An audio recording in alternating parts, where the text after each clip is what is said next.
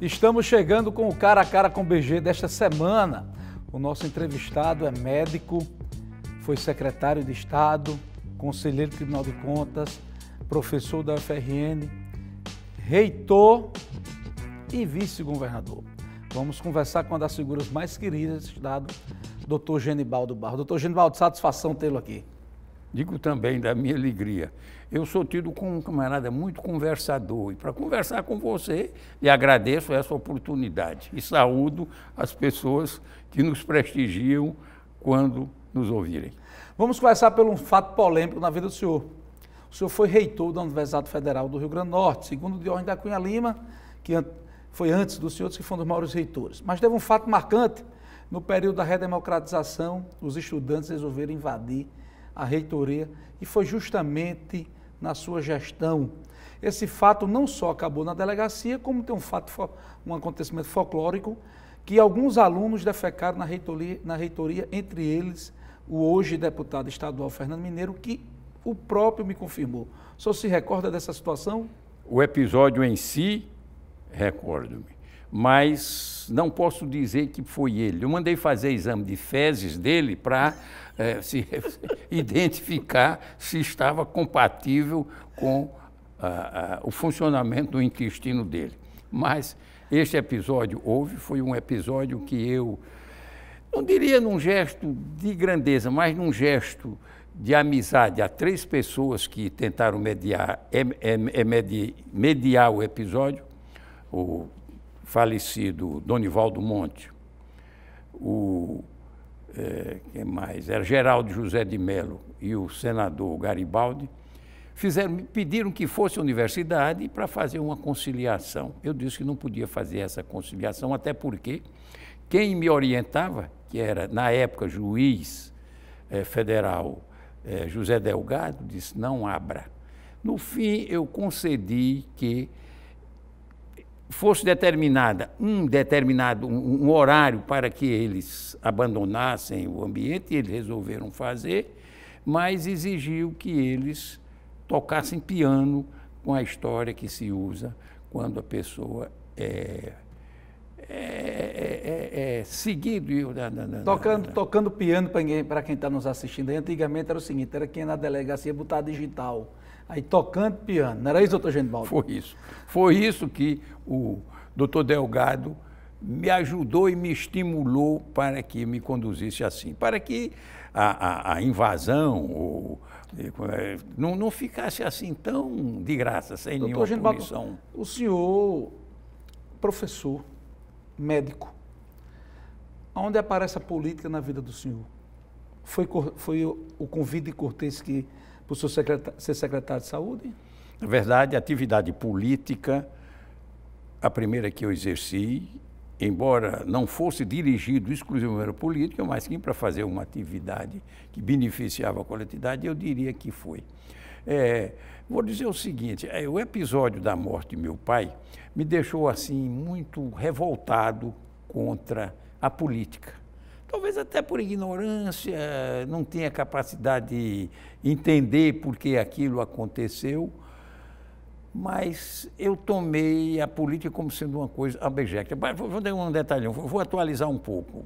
Na minha vida, terminei na Bahia fazendo medicina, e lá eu era muito ligado... Você foi seminarista, né? Fui seminarista. Então, você quer que ordene cronologicamente como é que as coisas saíram. A morte de meu pai talvez tenha me...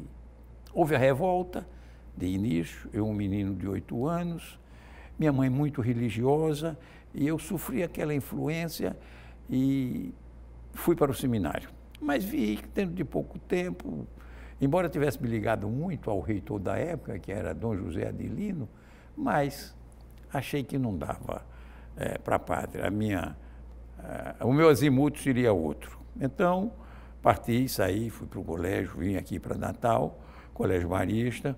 É verdade que o senhor foi morar em Mossoró, que sua mãe, já viúva, teve medo da guerra em Não Natal? foi minha mãe. Isso ocorreu em 1942, já no 3º ano de ginásio, e não foi minha mãe.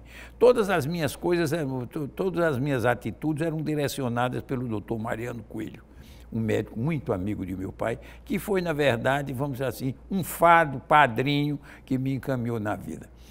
Mariano, que acompanhava a guerra em Currais Novos, conversando com Vivaldo Pereira e com outros amigos, entenderam que Natal corria seu risco, bombardeio de 1942.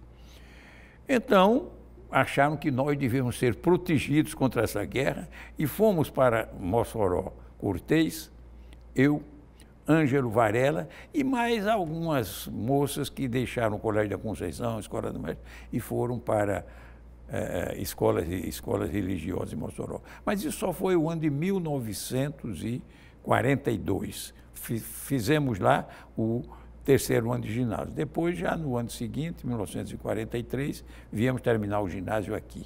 Vamos dar um pulo, vamos direto para o secretariado. Cortês realmente foi um governador de transformação, um visionário, doutor Genibaldo? Foi. E se você, no fim da entrevista, me pedisse, diga uma pessoa inteligência do relacionamento, de inteligência no Rio Grande do Norte, eu diria Cortês Pereira. Apenas a inteligência de Cortês era, você disse a palavra, era uma inteligência visionária. E que por isso talvez tenha sido crítico, um sonhador, mas era um homem profundamente idealista. Porque o senhor que foi próximo dele, amigo desde antes da política? Tivemos a infância juntos. O Cortês era mais velho do que ele, nasceu em 24, eu nasci em 27. Cortês era mais velho do que eu, apenas 3 anos. E nós convivemos muito em Currais Novos, na nossa juventude, em Mossoró, e fizemos o curso ginasial todos juntos. Porque o senhor acredita o quê dele não ter sido, apesar de reconhecidamente ter sido um governador visionário, um governador à frente do seu tempo, de não ter sido um dos maiores expoentes da política potiguar, doutor Genibaldo? Você deve fazer várias perguntas. Algumas eu não sei responder. Esta, eu acredito que talvez balançar com a mão, ficar assim. Eu não sei o que é que houve com Cortês, que não aconteceu. Pronto, você resumiu. Como jornalista, você resumiu. Não aconteceu. O senhor, secretário de Saúde, chega a ser vice-governador de Tarcísio Maia como? Como foi essa amizade com o Tarcísio, essa aproximação com a família Maia que dura até hoje? Na verdade, eu não conhecia Tarcísio Maia. Eu, médico, tinha sido secretário de Cortês, secretário de Saúde. E talvez até por uma vinculação atávica que eu tinha com uma doença chamada tuberculose, da qual morreu minha mãe, eu dirigia um hospital de tuberculose e fazia com muito carinho. E por isso o hospital, ainda no governo, quer dizer, no governo não no governo de Cortês, porque no governo de Cortês eu era um diretor, mas no governo do padre que seguiu Cortês, Monsenhor Valfredo, eu me dediquei muito a este hospital e houve um certo, como é que eu chamaria, ênfase. A tuberculose era uma doença muito abandonada. À época, não era só no Rio Grande do Norte, era no Brasil todo. E eu, felizmente, tinha mantido algum relacionamento no Rio de Janeiro, quando passei lá um ano estudando tuberculose, e os diretores desse serviço me ajudaram. O fato é que o trabalho feito no sanatório, no governo do padre, e fez com que Cortês me fizesse seu secretário de saúde e que também teve um bom desempenho. Esse era o meu relacionamento com... Eu não conhecia Tarcísio Maia. Tarcísio chegou do nada, viu o seu nome promissor e o convidou? Ou o senhor também teve a indicação dos militares para ser vice-governador? Não. Há uma história interessante. Eu não gostaria de me alongar muito, porque eu estava numa viagem de finalidade de cuidar de saúde da nossa região, estava no Peru, quando tive a surpresa de receber um telefonema do doutor Tarcísio Maia, me convidando para ser vice-governador. Eu não entendi, porque eu não tinha a menor vinculação, e eu sempre tive muita rejeição à política, como continuo tendo. Ocupei cargos públicos importantes no Estado, que muitas pessoas que tinham condições políticas de fazerem bem melhor do que eu poderia ter feito, mas foi uma surpresa. Eu não conhecia o doutor Tarcísio. Foi o vice-governador e dizem que se transformou num conselheiro, numa pessoa muito próxima, não é? Realmente. Primeiro, qual a avaliação que o senhor faz da gestão de Tarcísio? A gestão que colocou os maias por muitos e muitos anos no comando do Rio Grande do Norte. Doutor Tarcísio, ele teve uma participação política no Estado quando secretário de Educação no governo de Dinarte. Depois foi deputado federal e passou a ser um empresário aqui, implantou umas propriedades bonitas e produtoras e pioneiras lá na região. Mas eu não tinha relacionamento com o doutor Tarcísio. O que eu poderia dizer é o seguinte: eu acho que Tarcísio foi muito habilidoso quando me escolheu, não pela minha capacidade, mas é que o doutor Tarcísio devia estar... Havia as forças políticas do Rio Grande do Norte. Tinha os Rosados, tinha Dinarte. Os Alves eram contrários, eles não faziam a política de doutor Tarcísio. O grupo de doutor Tarcísio era o Mariz de Dinarte, os Rosados, Gessé. Todos esses grupos, tinha um também, Antônio Florencio, todos esses grupos participaram, colaborando na eleição do doutor Tarcísio, gostariam que o doutor Tarcísio se unisse a um deles, mas não é que ele se unir, os outros já ficariam mais afastados. Tarcísio era um homem difícil ou homem fácil, doutor Genibaldo? Era um homem de bom relacionamento? Era um homem de bom relacionamento. Tido como difícil de contato, mas talvez tenha sido um dos bons amigos que eu fiz na minha vida. Vamos fazer o seguinte, vamos chamar um intervalo, na volta vamos falar sobre o lourismo, sobre como foi a indicação de Genibaldo para o Tribunal de Contas, ele foi conselheiro e foi presidente, e como é que ele entrou no ramo da hospitalar, né? Lembrando rapidamente que o pai de Genibaldo, Tristão, foi prefeito de Currais Novos e veio a ser assassinado quando veio em Natal entregar um relatório sobre um comunista, um oficial que fazia o comunismo no Seridó, e foi pedido para ele fazer um relatório, e quando ele veio deixar o relatório na saída, o sujeito assassinou Tristão. A gente volta já.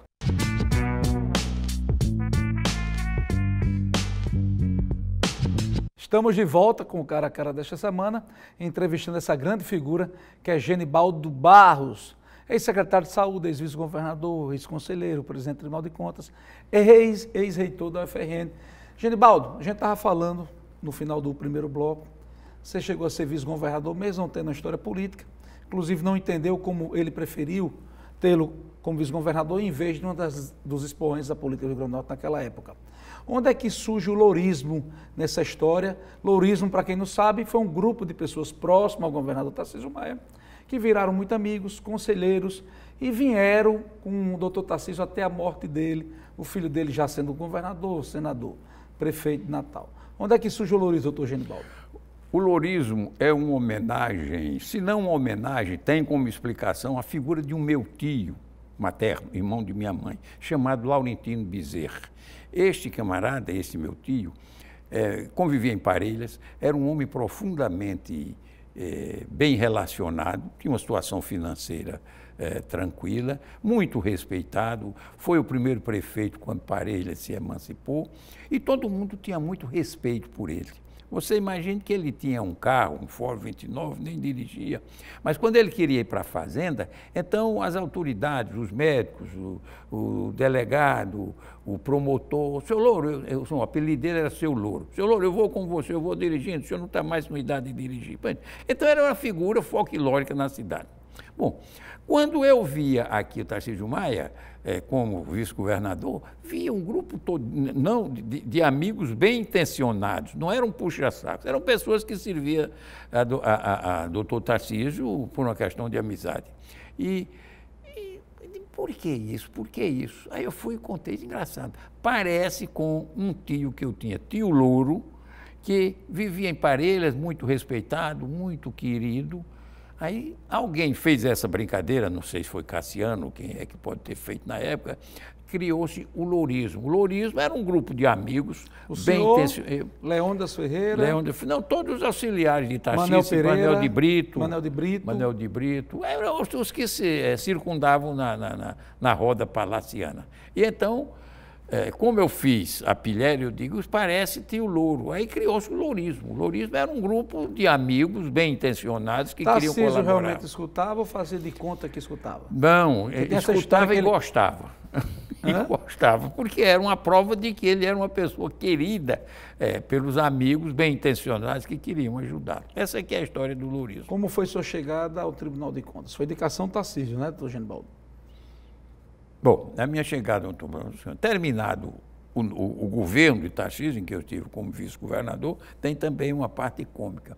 Tarcísio logo depois já ficou programado para ir para Álcalis.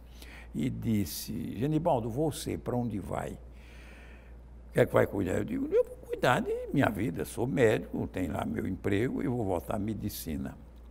Ele, para me gozar, disse, você vai morrer de fome. Eu digo, por quê? Ele disse, porque você só tem... O único médico que aceita e confia numa consulta sua sou eu. Eu vou me embora. O que é que você vai viver? Qual é o seu paciente? Quem será essa brincadeira? Pô, eu digo, mas é o jeito. Ele disse, não, você me prestou grande serviço e você é um homem que tem capacidade de ir trabalhar no Tribunal de Contas. Essa aqui foi a história. Que ano foi isso, doutor Genibaldo? Isso foi no fim do governo de Tarcísio, aí eu tenho que apelar para a sua memória. 77? Não, quando é que terminou o governo de Tarcísio? Quando é que Lavoisier assumiu em 78, né? Então foi 78. 78. E deu a determinação. Lavoisier ainda não tinha assumido o governo. Ele disse, Lavoisier, vamos botar Genibaldo no Tribunal de Contas. O senhor acompanhou, apesar de não ser próximo, de já ter dito, e fala isso abertamente, de não ter simpatia pela política, na avaliação do senhor, quem foi o grande político durante sua vida? Quem foi o grande diferencial do Rio Grande do Norte, doutor Genibaldo? Eu só posso dizer Tarcísio Maia, pelo equilíbrio como ele procurou produzir. Tarcísio Maia foi um encarregado de apainar, pacificar o Rio Grande do Norte. Lembre-se que, na época daquela briga de Narte a Luiz, eu estou chamando de Narte a Luiz porque eram representações, Tarcísio tentou apaziguar. E era um homem, ganhou até o apelido, o homem da paz pública. Ele quis implantar uma diretriz política chamada a paz pública. E isso conseguiu acomodar e os ânimos foram perdendo aquela exaltação e, com isso, o Rio Grande do Norte melhorou. Porque de Narte veio fazer parte do grupo de Tarcísio, né?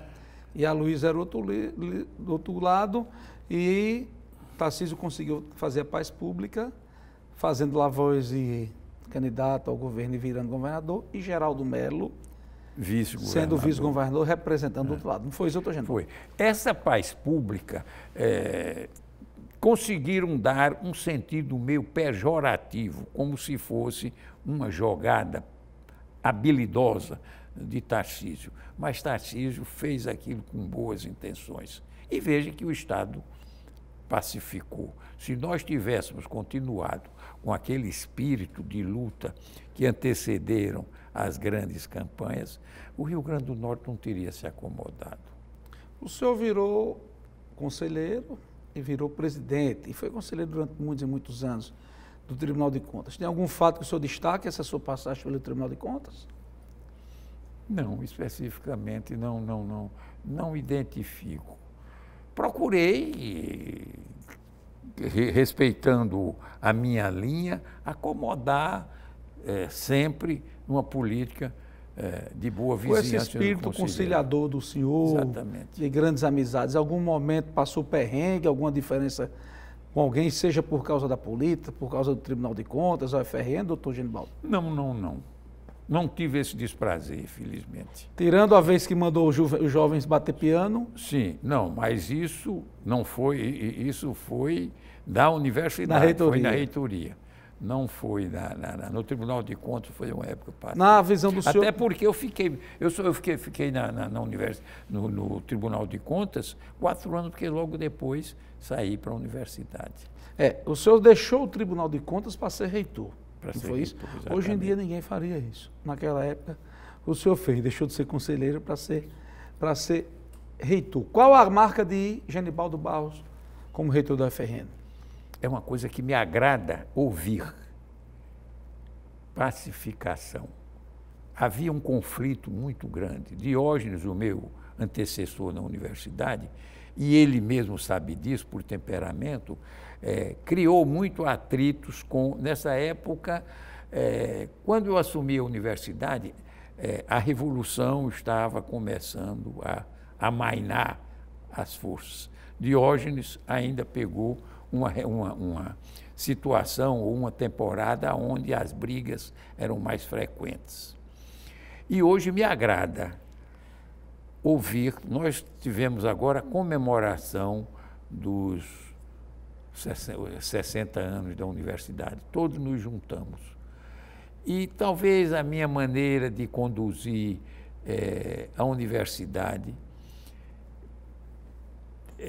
eu ganhei, quer dizer, não digo ganhou homenagens, mas senti dizer, doutor Genibaldo, o senhor era o professor, era o homem indicado para administrar a universidade na época em que havia tanto conflito. A política estudantil estava em evolução, com a ditadura, com a AI-5, e aquela transição para a tentativa de redemocratização do país. Mas eu tenho passagem pela vida pública, mas a que mais me traumatizou foi a universidade. A que mais marcou e mais traumatizou. Doutor Genibaldo, onde é que entra o sistema hospitalar através desse empresário na sua vida? O São Lucas entrou na sua vida quando? Eu sempre vivi administrando hospitais.